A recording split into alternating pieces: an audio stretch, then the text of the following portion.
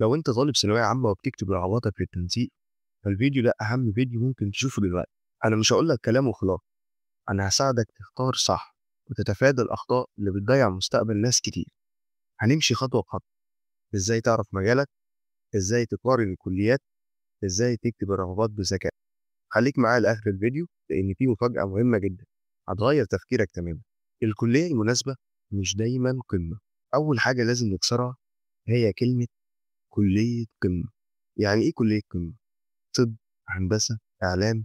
طب ما دي ممكن تبقى قمتي أنا، مش شرط تبقى قمتك أنت.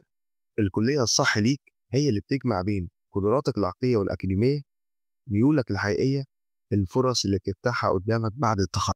بمعنى تاني، ما تدخلش كلية عشان الناس بتقول عليها كلية حلوة، لكن عشان أنت هتعرف تنجح وتتميز فيها. الجزء التاني، إزاي تجدد ميولك. اسأل نفسك، أنا بحب إيه؟ بستمتع بإيه؟ إيه المواد اللي كنت بذاكرها من غير ما أحس؟ هل بحب أشتغل بإيديا، ولا بحب أتكلم، ولا بحب أكتب، ولا بحب أحلل وأفكر؟ مثال بسيط، لو بتحب تقرأ وتتكلم وتقنع الناس ممكن تبقى شاطر في حقوق أو إعلام. لو بتحب الأرقام والمنطق، تجارة، حاسبات، اقتصاد، علوم سياسية. لو بتحب التجارب والتفاصيل، صيدلة، علوم، زراعة، أو حتى تكنولوجيا حيوية. خد دقيقة بينك وبين نفسك واكتب الحاجات دي. الجزء الثالث، سوق العمل مش كله طب وهندسة.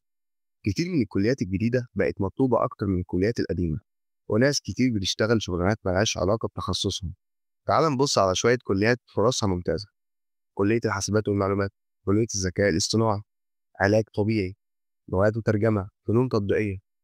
الفكرة إنك ما تختارش كلية علشان اسمها، اختار كلية بتفتح لك باب رزق وحياة ترتاح فيها. الجزء الرابع، ترتيب الرغبات بشكل ذكي. وانت بتكتب رغباتك على موقع التنسيق لازم تعمل كده. واحد، رتب الكليات حسب انت بتحب ايه، مش مجرد المجموع. رقم اتنين، حط الكليات اللي انت بتحبها فوق حتى لو فرصتك فيها قليلة. رقم تلاتة، بعد كده حط الكليات اللي شبهها أو بدائل ليها. رقم أربعة، في الآخر حط كليات أمان تضمن لك مكان. مهم تفهم إن الموقع بياخد أول كلية تنطبق على مجموعة، فلو حطيت كلية ما بتحبهاش فوق هتروحها غصب عنك. والجزء الخامس، طب أعمل إيه لو مش عارف أنا عايز إيه؟ لو لسه مش عارف ميولك لازم تعمل كده. اسأل ناس أكبر منك، إخواتك، جيرانك، أو ناس اتخرجت من كليات مختلفة. اتفرج على فيديوهات بتشرح كل كلية. خش على جروبات فيها طلاب من الكلية اللي بتفكر فيها.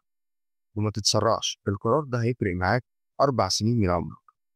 وفي الآخر أهم حاجة تفهمها إن الكلية مش نهاية الطريق، الكلية مجرد بداية.